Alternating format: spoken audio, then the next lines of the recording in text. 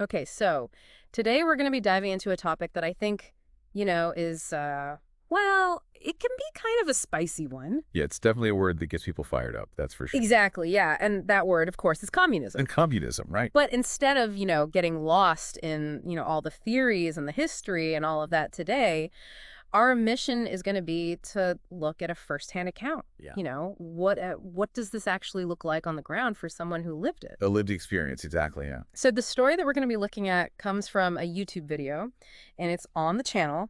It's called #Miguel2026. Okay. And the video is titled De esto se trata el comunismo, which means this is what communism is about. Interesting. And the reason that this particular video caught our eye is that it tells the story of a Cuban architect. Okay. And he shares this really kind of eye-opening experience that he had in Cuba shortly before he left. Okay. So, this isn't about like, Karl Marx or, the theory of communism, Right. This is about like what it actually looked like for this guy. Yeah, the reality of it, not just the textbook definition. Exactly. So the video starts out by talking about, kind of like a common, I guess you could say, misunderstanding about communism, Okay. which is that, a lot of people, when they think about communism, they think about equality, like everybody shares everything and everybody's equal. Mm-hmm. But, the video creator, he points out that like, people are different. They have different abilities. They have different, starting points in life. Yeah, I mean, that's basic human nature, right? Like, we're not all born with the same, talents and abilities. Exactly. And he actually even brings up that parable from the Bible, the parable of the talents, where, the master gives different amounts to different servants. Right.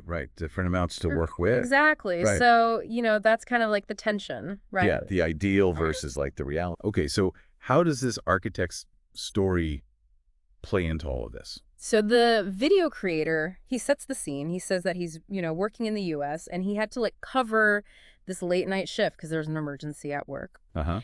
And it's during this late night shift that he meets this Cuban architect. Okay. And we learn that this architect is a mulatto man, meaning that he's of mixed European and African descent. Okay. He's in his mid-30s and he's very articulate. The video creator makes a point of saying that. Interesting. And both of them, are managers at this place where they work. Okay, so they have that in common. Yeah, so they're kind of like, on the same level in that sense. I see. And as often happens when you're working these like, late night shifts, you start talking about, deeper stuff. Yeah, you have time to kill and you get into those like deep conversations. Exactly. Makes sense. So they start talking about politics. Right. They talk about Venezuela, Cuba, Argentina, Nicaragua, all these different, political situations. Yeah. But what's interesting is that the architect was initially hesitant to talk about Cuba. Oh, really? Yeah, like he didn't really want to get into it. That's interesting. I wonder why. Yeah, it makes you think, right? Like maybe it's a sensitive topic. Maybe. Yeah, there could be a lot of reasons. Yeah, exactly. But the fact that he does eventually share this story, Mm-hmm. Suggests that it was really impactful for him. Makes sense.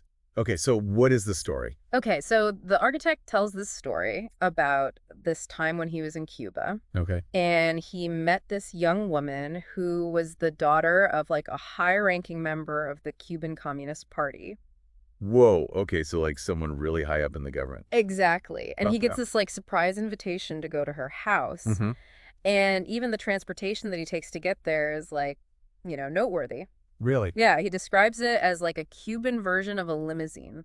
Okay, so not like a stretch limo or anything, but still like a fancy car. Yeah, exactly. Something that, signifies that you have a certain level of privilege. Yeah. So he gets to her house and it's in this like gated community. Okay, so already, pretty exclusive. Right. Yeah. And he's like, this is different from what I'm used to seeing. Right. But then he goes inside and he describes it as this like opulent mansion. Whoa. Okay, so like really fancy, like something you wouldn't expect to see in Cuba. Exactly. Yeah. Yeah. He's like, I never imagined that something like this existed in Cuba. Wow, that's wild. But the thing that really gets him, the thing that really like blows his mind is when he sees the kitchen.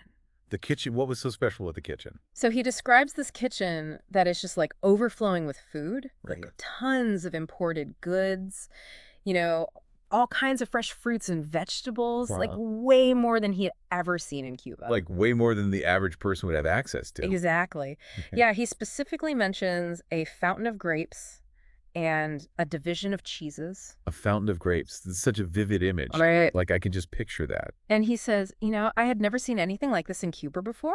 Not even in movies. He said, I only read about things like this in books. Wow. So, like, that level of abundance was just completely foreign to him. Yeah, and it was like this huge turning point for him because he says, that day I found out what communism was. Wow. So what was his definition? He says it's the facilitation of an elite group to seize power and subject an entire people based on a false doctrine of equality. So basically he's saying that the people in power are using the idea of equality to control everyone else. Yeah, and that they're living these like super privileged lives while everyone else is struggling. Right. And that they're using this ideology to justify their own power and wealth. Exactly. Wow. That's heavy. And he goes on to say that, this lifestyle that these people are living is the reason why they fight so hard to stay in power. Yeah, I mean, if I had access to a fountain of grapes, I'd probably fight to stay in power. Right. It's like they're not fighting for the people, they're fighting for themselves. Exactly. So the story doesn't end there. So there's more. Yeah, so the architect, he says that he talked to the young woman, the daughter of the party official. Okay. The video creator calls her Rita. Rita. Okay. And he's telling her about how shocked he is by all of this. Uh-huh. And her immediate reaction is to tell him to keep it a secret. Oh, wow. So, like, don't tell anyone what you saw here. Exactly. Wow. Yeah. Interesting. And then she tells him that the only reason that he was even invited to the house in the first place was because of his father. What about his father? So it turns out that his father, whose name is Moreno, was also a member of the Communist Party. Oh, wow. Okay, so like a family connection. Yeah, but the thing is that Moreno wasn't actually involved in raising the architect. Oh, so he was like an absent father.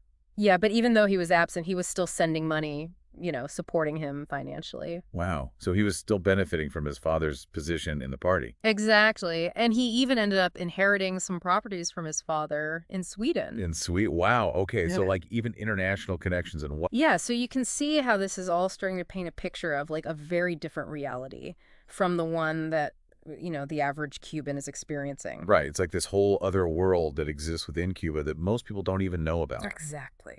So what happened to the architect? So the video tells us that he eventually left Cuba Okay. and he spent some time in Madrid, and then he ended up going to Switzerland to get his master's degree in architecture. Wow. Okay, so he was able to make a life for himself outside of Cuba.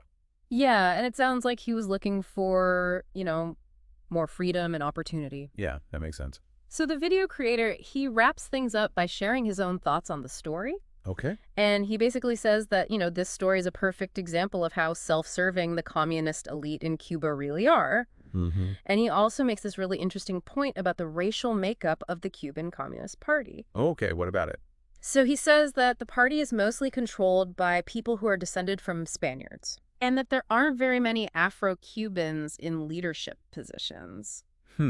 So he's saying that there's a racial component to the power dynamics in Cuba.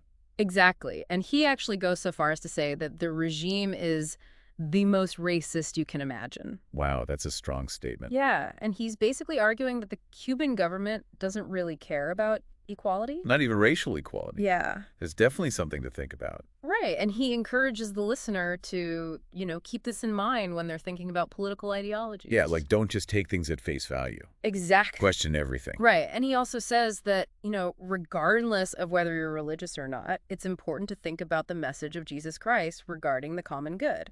Okay, so like the idea of caring for others Yeah. and working towards the benefit of everyone, Yeah. that's a powerful message. And the video ends with the architect saying that all he wants is freedom and that he doesn't want to live in a farce. A farce. Like he's saying that the whole system is a sham. Yeah, and the video creator contrasts that with, the reality for most Cubans who are struggling to get by. Right, like the people who are only getting half a kilo of rice, 2 pieces of bread. Exactly.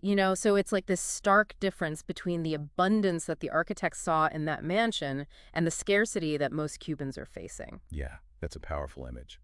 So, going back to our mission of looking at communism through this firsthand account, I think this story really shows that there's a huge gap between the ideals of communism and the reality. Yeah, like the idea of equality sounds great in theory, but in practice, it doesn't always work out that way. Exactly. And I think this story really highlights how power and inequality can exist regardless of the ideology. Yeah, I mean, it's something that we see in different systems all over the world. So it's something to think about, you know? Definitely something to keep in mind. Like when we talk about these big ideas, these political systems, it's important to remember that there are real people who are living under these systems. And that their experiences might not always match up with the rhetoric. Exactly. So that's something for you to consider. Food for thought. Thanks for taking this deep dive with us. Absolutely. See you next time.